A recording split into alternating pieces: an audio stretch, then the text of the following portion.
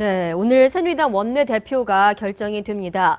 아까 저희가 조간에서 헤드라인을 확인해 보니까 국회의원 속만큼 알 수 없는 속이 없다. 이런 어떤 투표할 때 있어서 가장 어려운 유권자다라는 얘기를 하던데 부동층이 지금 40%나 된다고 해요. 네, 지금 취재들도 정치부 기자들이 열심히 하고 있고 각 양 후보 측에서 이제 열심히 하고 있는데 아직 이제 40%까지는 아니고 양 후보 측에서 판단하기에는 한 10%에서 20%, 한 30명 선에서 이것이 결정되지 않겠느냐. 예. 그 부동층을 누가 잡느냐. 그래서 지금 오늘 9시 반에 의총에서 그렇죠. 이제 전개될 어떤 그 연설 있지 않습니까? 그 연설에서 그 부동층의 마음을 잡아야 이번에 당선이 된다. 그래서 근소한 차이로 지금 전개될 것 같아요. 그래서 그 연설을 누가 더 효과적으로 당청 문제를 어떻게 좀 잘 해결해 나갈 것인가 이런 거에 대한 해법을 제시하는 쪽이 좀 우세하리라 생각됩니다. 오늘 오전 10시 15분인가요? 그때 열리는 공개 토론에서 사실상 승패가 갈릴 가능성이 크다고 합니다. 전혀 그 두 후보가 캐릭터가 다르고 지향하는 바로 틀린데요.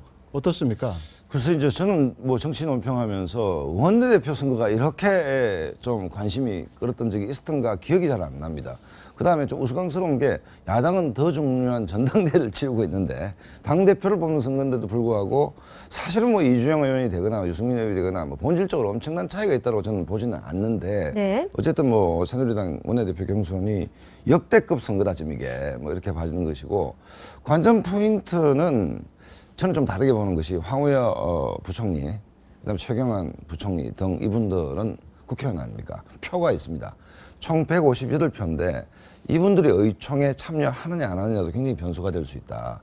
여기에 이른바 박심이 실렸다라고 읽을 수도 있는 것이거든요. 그렇기 때문에 여러 가지 관전 포인트가 있는데 제일 힘든 건 이게 반장 선거 같은 게 158명 국회의원들이 이제 투표권을 갖는 선거이기 때문에 국회의원들 눈은 우리하고 좀 다르다 그러죠. 가재미 눈이라 그러죠. 양쪽을 보는 시야가 훨씬 넓기 때문에 네. 나한테 누가 되는 게 유리하지. 아마 부동층 30-40명은 굉장히 지금 계산이 복잡할 겁니다. 복잡한데 네, 결과는 쉽게 좀 예단할 수 없다 이렇게 봅니다. 네. 관전 포인트 하나만 더 제시하자 보면은 과연 이번에 좀 비박과 친박의 어떤 분위기로 지금 대결을 분위기로 가지 않습니까? 근데 이제 과거에 지금 서울시장 경선에서 친박이 한번 졌어요. 국회의장 선거에서도 친박이 한번 지고 그다음에 당대표 선거에서도 친박이 졌죠.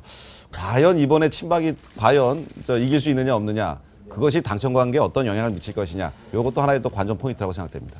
네, 두 후보가 선거 앞두고 저희 채널A와 인터뷰를 가졌습니다. 인터뷰 내용 한번 뭐라고 하는지 들어보시죠. 네. 이번에 우리 의원님들의 반응을 이렇게 보면서 이제 승기가 잡힌 것 같구나. 바로 제가 내년 총선 승리를 위해서 바로 절실하게 필요로 하는 여권의 결집을 이루어낼 수 있는 바로 그 적임자이구나 하는 데 대한 공감대가 넓게 이렇게 형성되어 있는 걸 이렇게 느끼고 확인하고 있거든요. 앞으로 이제 좀 전쟁이 닥쳐오는 상황입니다. 전시에는 저는 저같이 좀 의원님들 마음을 이렇게 한 곳으로 모아서 진짜 이제까지 하던 방식대로 말고 좀 위기를 돌파하는 그런 위기 돌파의 리더십은 제가 있는 거 아니냐. 네, 결국 두 후보의 가장 큰 지금 걸려있는 이슈는 당청 관계가 어떻게 변할 거냐.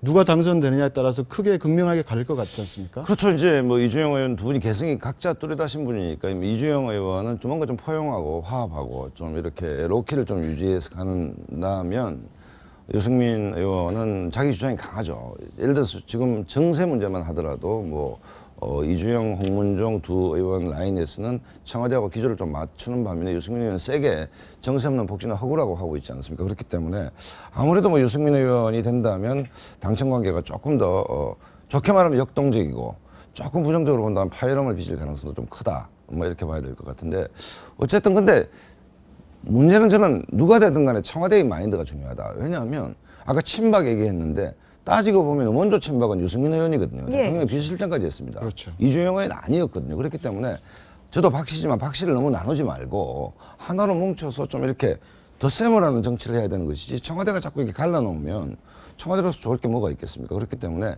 오히려 역설적으로 청와대의 정무 기능을 좀 보강할 필요가 있다. 이렇게 봅니다. 네, 박심이 관건이다라는 평가 계속 나오고 있는데 박성훈 소장님 이걸 지양해야 한다 지금 말씀을 좀 그렇죠. 하셨는데 근데 문제는 대통령의 최측근으로 꼽히는 뭐 최경환 경제부총리라던가 뭐 황우여 교육부총리라던가 뭐 김희정 장관이라던가 이들이 어떻게 투표할 것인가 이런 얘기 나오고 있거든요.